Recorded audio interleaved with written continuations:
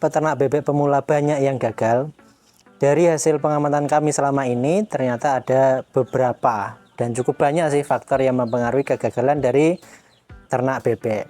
Apa saja faktor yang mempengaruhi kegagalan peternak bebek pemula? Simak video kali ini. Jangan kemana-mana, tetap bersama The Mas Bay Channel.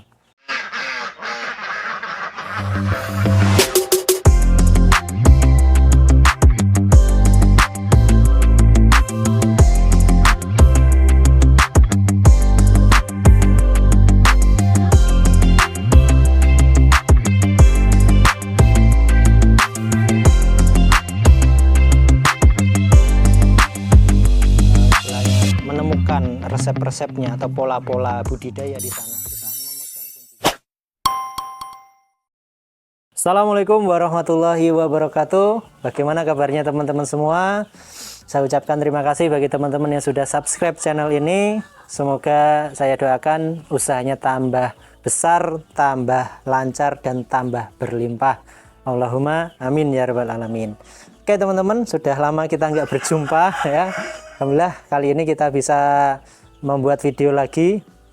Kali ini kita akan membahas terkait dengan faktor-faktor yang menyebabkan kenapa peternak bebek pemula itu banyak yang mengalami kegagalan. Jadi kalau kita amati selama ini, karena banyak juga beberapa pelanggan di peternakan saya, di penetasan saya itu yang peternak pemula juga.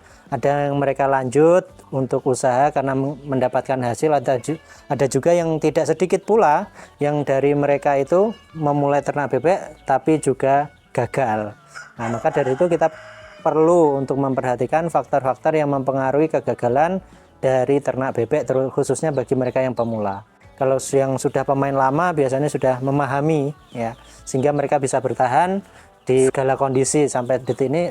Mungkin yang sebagian besar adalah peternak-peternak yang sudah lama berkecimpung di dunia perbebekan. Baik teman-teman, ada beberapa faktor signifikan yang mempengaruhi dari kegagalan beternak bebek bagi para pemula ya. Nah, secara umum ada 4 faktor kalau kita mau mengamati ya. Yang pertama itu adalah pemilihan dari anakan bebek atau DUD ya, atau meri. Kemudian ada juga itu faktor pakan, karena peternak pemula belum mengetahui ransum pakan dan sebagainya, atau sumber pakan yang murah atau sumber pakan yang bisa memenuhi nutrisinya juga mereka belum mengetahui. Kemudian ada juga faktor penataan kandang, kebersihan kandang itu juga sangat berpengaruh sehingga dapat menimbulkan penyakit-penyakit yang dapat mempengaruhi pertumbuhan maupun pada akhirnya dapat menimbulkan kematian pada bebek.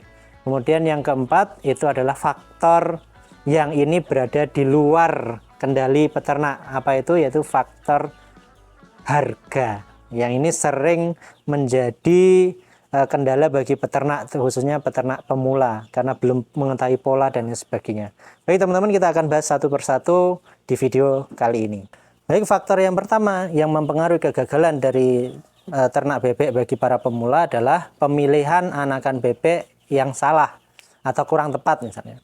Nah, kebanyakan peternak bebek pemula itu mereka mulai untuk budidaya ternak itu belum mengetahui ciri-ciri anakan yang baik ya, anakan bebek yang baik. Mereka hanya pesan ke bakul atau tengkulak, kemudian dikirim ke lokasi kandang mereka. Mereka tidak tahu ini speknya yang spek kecil, spek sedang, atau spek besar. Yang penting dia bagaimana caranya dapat DUD dan itu ya. Sehingga yang terjadi adalah kalau DUD-nya kebetulan itu DUD-nya baik, itu ya alhamdulillah, insya Allah angka kematiannya cukup kecil kan itu.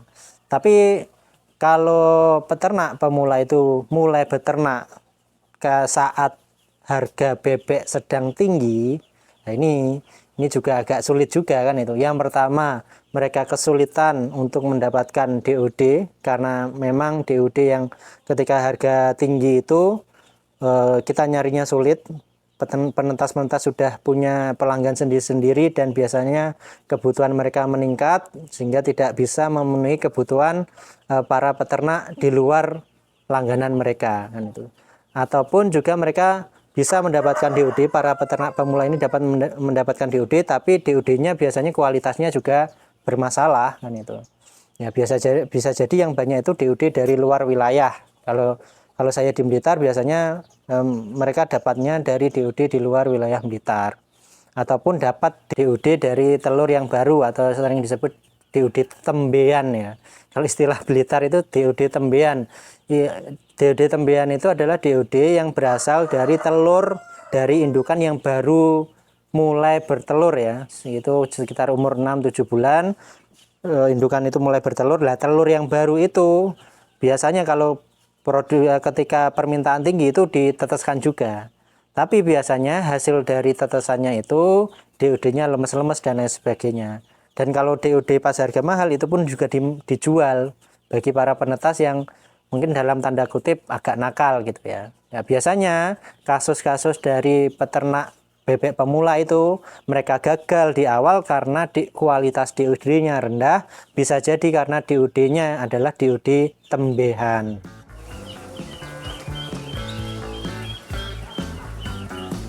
Jadi faktor pertama itu pemilihan anakan yang kualitasnya kurang baik. Nah, bagaimana cara memilih anakan yang baik? Alhamdulillah kita sudah membuatkan videonya.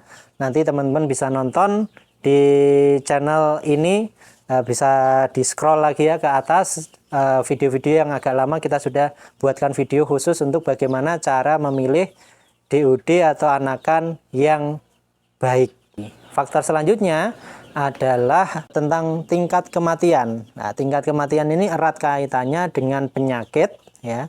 Kemudian kondisi kandang, apakah kandangnya becek atau tidak, itu juga sangat berpengaruh, dan juga sirkulasi udara di dalam kandang. Termasuk ya tadi yang di awal sudah kita bahas, anakan bebek yang kualitasnya rendah pasti angka kematiannya akan tinggi.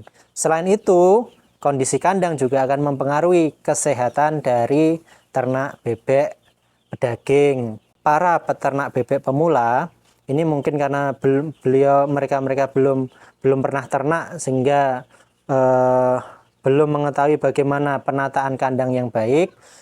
Biasanya kandang mereka itu kondisinya becek ya.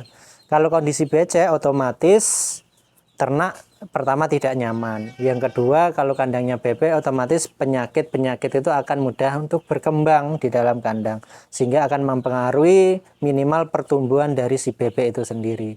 Yang pengaruh yang paling vital adalah penyakit yang menular atau penyakit yang berbahaya seperti flu burung dan lain sebagainya. Itu juga dialami oleh bebek, ataupun senot, kemudian penyakit-penyakit yang kelumpuhan dan lain sebagainya, itu juga pengaruh dari kandang yang becek gitu. Karena di situ tempat bakteri, virus berkembang biak sehingga mempengaruhi dari pertumbuhan bebek itu sendiri. Nah, kandang ini juga kita sudah membahasnya ya, bagaimana tata letak atau pembuatan kandang yang baik itu seperti apa, sirkulasi udaranya seperti apa, kemudian intensitas cahayanya seperti apa. Kita juga sudah buatkan videonya, nanti teman-teman bisa nyimak kembali. Termasuk juga nanti kalau budidayanya itu populasinya cukup banyak, maka juga harus diatur bagaimana sirkulasi itu ya, atau ada namanya istirahat kandang. Jadi ketika bebek itu sudah panen, itu wajib istirahat kandang terlebih dahulu. Untuk apa? Untuk memutus siklus dari perkembangan virus, bakteri, dan lain sebagainya. Siklus penyakitnya bisa diputus dulu. Faktor yang ketiga adalah pakan. Nah, ini pakan ini sangat fundamental sekali, sangat pokok sekali, karena sekitar 70-80% kebutuhan untuk biaya budidaya itu lebih banyak di pakan. Nah, ketika pakannya salah atau nutrisinya kurang, yang terjadi pertumbuhan bebek pasti tidak maksimal. Ini yang sering saya jumpai di peternak-peternak pemula itu, biasanya pertama itu makannya rakus. Nah, kalau makannya rakus otomatis itu pertanda bahwa nutrisi dari pakan yang diberikan itu kurang untuk memenuhi kebutuhan bebek. Kemudian kalau dia sudah rakus, jadi ketika ngesokkan pakan itu, ngasihkan pakan, peternaknya itu belum keluar ya, pemiliknya belum keluar, pakannya sudah habis, itu biasanya pakannya kurang nutrisi. Kemudian yang kedua adalah biasanya bulunya itu rontok. Rontok karena kurang nutrisi, bisa jadi juga karena kanibal. Jadi bebek nyucui bebek ya. Jadi bebek itu makan bulunya temannya bebeknya sendiri. Yang terjadi apa? Kanibal. Sehingga yaitu pertumbuhannya tidak mungkin bisa maksimal. Bebeknya gundul-gundul.